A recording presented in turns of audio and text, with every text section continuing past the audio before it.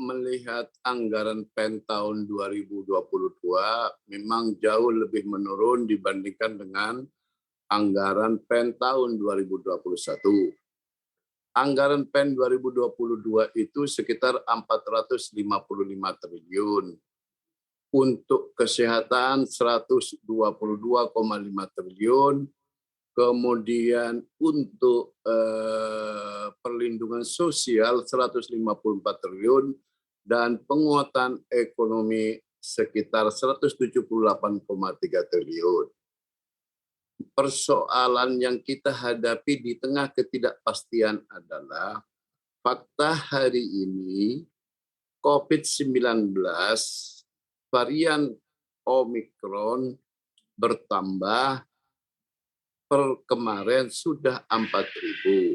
Ini tentu perlu diwaspadai karena dampaknya pasti akan kemana-mana, khususnya masyarakat bawah dan UMKM. Oleh karenanya, berbicara penggunaan dana PEN, menurut hemat saya, nampaknya tidak serius Menteri Keuangan menyampaikan itu. Karena apa?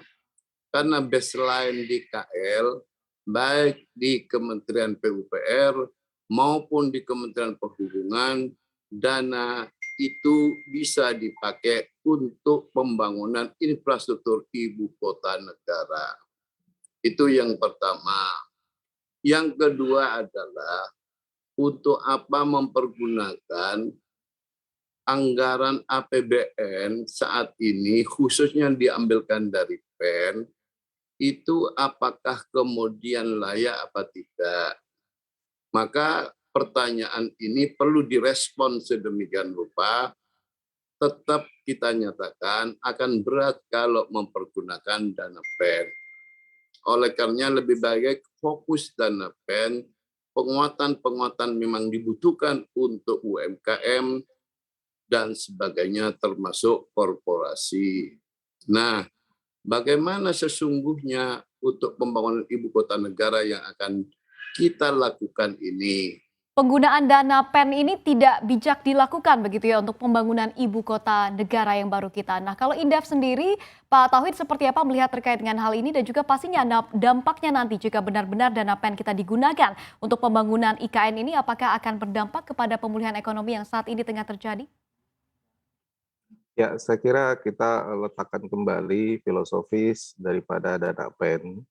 Dana PEN sejatinya memang dipergunakan untuk pemulihan ekonomi nasional di tengah situasi kita menghadapi varian baru, yakni varian Omikron maupun dampak-dampak ikutan lainnya dari sisi kesehatan, dari sisi sosial maupun dari segi dunia usaha. Saya sependapat apa yang disampaikan Pak Said bahwa memang saat ini kita belum bisa bicara katakanlah penggunaan dana APBN untuk PEN, sementara kita masih menghadapi situasi pandemi begitu.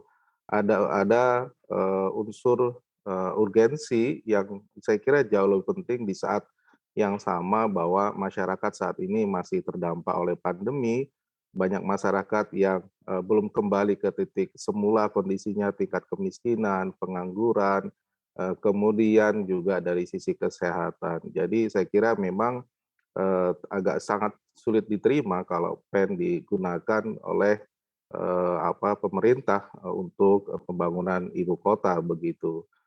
Meskipun kalau misalnya ada, saya kira ada tahapan-tahapan yang harus dilakukan. Kalau kita lihat undang-undang yang baru saja diputuskan bahwa eh, segala bentuk penggunaan APBN untuk pembangunan IKN harus dilakukan melalui satu pintu, yakni setelah badan otorita itu terbentuk ya. Jadi katakanlah badan otorita ini harus dibentuk dulu, baru bisa merencanakan, bisa mengembangkan dan juga membangun.